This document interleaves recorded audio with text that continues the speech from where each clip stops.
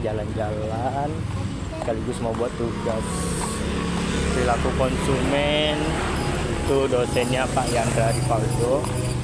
Cuman agak jauh sih jarak dari rumah ke warung ataupun tempat UMKM yang akan kita interview hari ini, teman-teman. Jadi tanpa berlama-lama sih sebenarnya, teman-teman, mari kita cus sampai ke tempat UMKM yang mau kita interview. Let's go. Ya lah, buka deh. Masuk lah. Masuk aja. Terus. Sambil ngerokok? Enggak. Boleh lah. Enggak apa-apa sambil ngerokok. Maksudnya aku. Pak deh nggak apa-apa. Kalau kita ngerokok. Nanti ini motor mamamu kau pakai? Motor mamamu kau pakai? Apa ya? Motor. Motor apa ini Pak deh? Pak deh. Ya. Pak deh. Ini kan namanya Warkop Laris Pak deh ya? Ya. Kenapa dinamain dengan Warkop Laris Pak? Boleh diceritain nggak Pak deh? Kita kan awalnya kan mau cuma buka angkringan kayak macam minuman kopi yang istilahnya sederhana aja lah. Jadi istilahnya itu makanan yang golongan menengah ke bawah lah istilahnya, kayak gitu kan. Jadi makanan ringan untuk tongkrongan anak-anak muda gitu. Oh gitu. Jadi inspirasinya arahnya ke anak-anak muda Pak deh. Mungkin bisa diceritain nggak Pak deh awal mula bukanya Warkop Laris ini seperti apa gitu? Dari awal kita memang apa ya, memang merintis dari benar-benar dari nol gitu.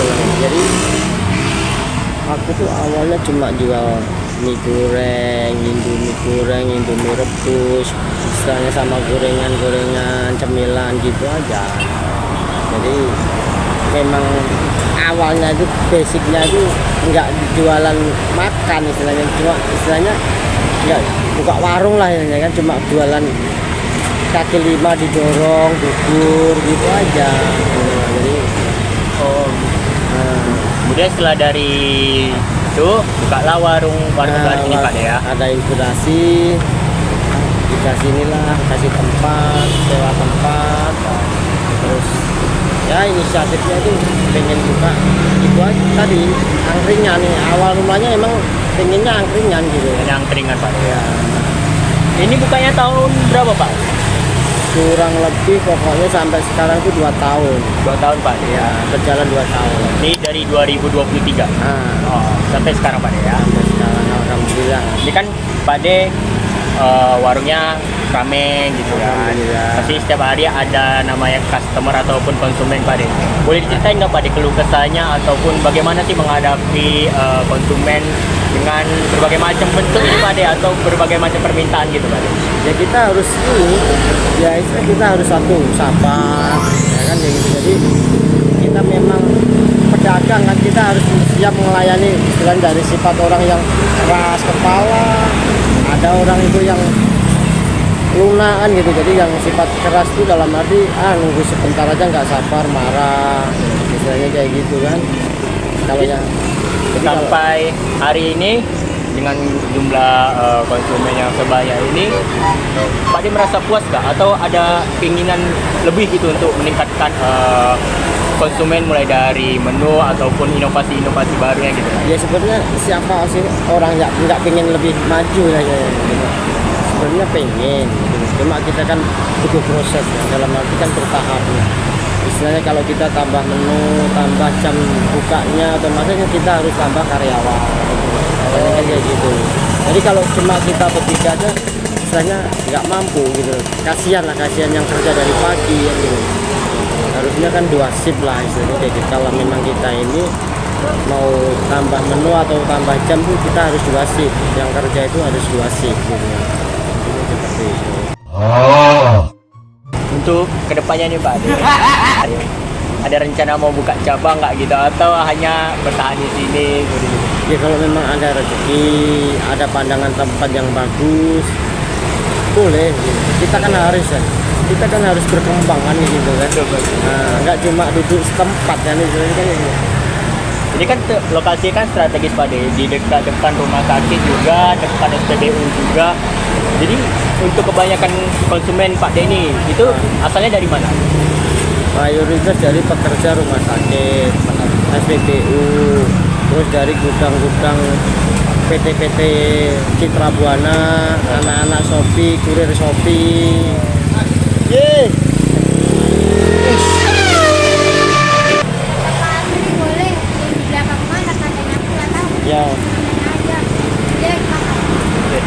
Pak Ade, mungkin untuk menu-menu di sini Pak Ade, apa yang membedakan warung pecel ayam pojok laris ini dengan tempat-tempat lainnya gitu Pak?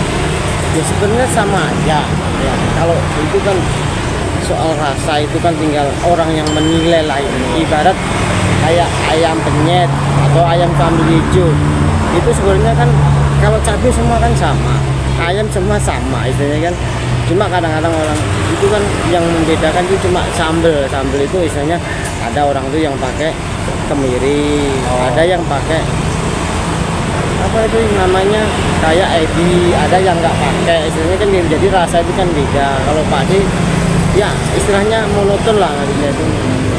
Tapi tergantung lagi ke selera masing-masing Pak. Nah itulah istilah. Jadi orang tuh ya alhamdulillah dengan seadanya ini alhamdulillah ya banyak yang cocok ya. Sesuai nama sih Pak Ade, Nah. pojok laris Pak Ade. Selain itu Pak Ade, kemarin saya sempat beli di sini juga ada menu baru itu nugget Pak Ade. Apakah itu merupakan inovasi dari Pak Ade sendiri atau emang ikutnya itu ada requestan dari teman-teman atau Ya, memang- customer dari sini? Itu memang gini ya, itu memang kita nambah itu apa topping istilahnya kan ya. Jadi kadang-kadang orang itu kan pesen tadi ada ini istilahnya cemilan yang lain. Tuh, kan sering ada orang tanya kan. Aku pikir-pikir kalau nugget ini kan bisa disimpan, istilahnya bisa diawetkan, nggak harus sehari habis ya istilahnya kayak gini. Terus kayak risol istilahnya gitu kan. Nah, jadi biar orang itu kalau misalnya kita bikin gorengan itu nggak cuma tahu, bakwan, tempe gitu aja. Ini kan kalau untuk di Grab sendiri ataupun Gojek, Shopee segala macam kan ini kan warungnya nggak ada Pak Ade di sini. Ya, Pak Ade. ya, memang nggak Itu ada. kenapa Pak Ade? Alasannya nggak memasukkan warung ini ke Grab ataupun aplikasi seperti ojol gitu Pak Ade? Untuk saat ini kan ya saya menilai bukannya apa ya, keluh kesahnya orang-orang Gojek online-nya sendiri yang bikin kita itu kadang-kadang was-was. Dalam arti was-was tuh gini, kalau katanya GoFood sekarang ongkosnya lebih mahal ya, jadi orang tuh sekarang ya orang katanya sering ngeluh, customer itu sering ngeluh ongkirnya sama barangnya yang dibeli kurang lebih sama. Jadi untuk saat ini Pak Ade memang tahan, jadi nggak usah lah masuk ke online dulu lah istilahnya kan gitu. Jadi biarpun misalnya nganter ya terpaksa kami antar sendiri aja gitu. Ada pesanan antar kami antar gitu.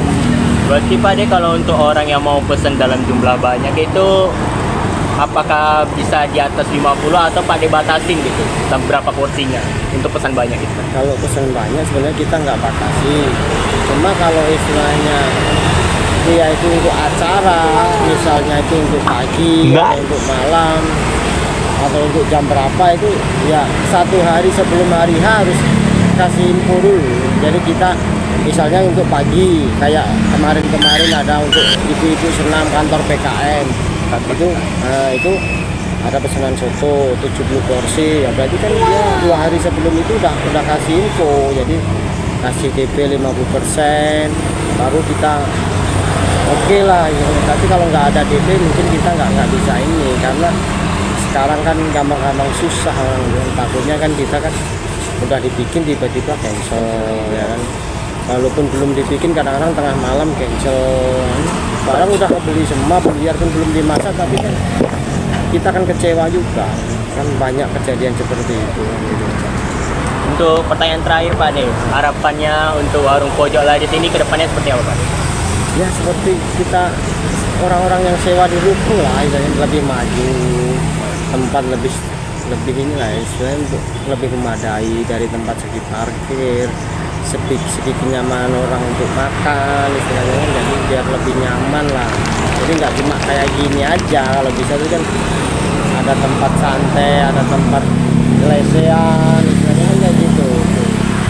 Jadi bagi orang tuh biar lebih nyaman, biar berbukanya pagi sampai malam jam 8 istilahnya kayak gitu.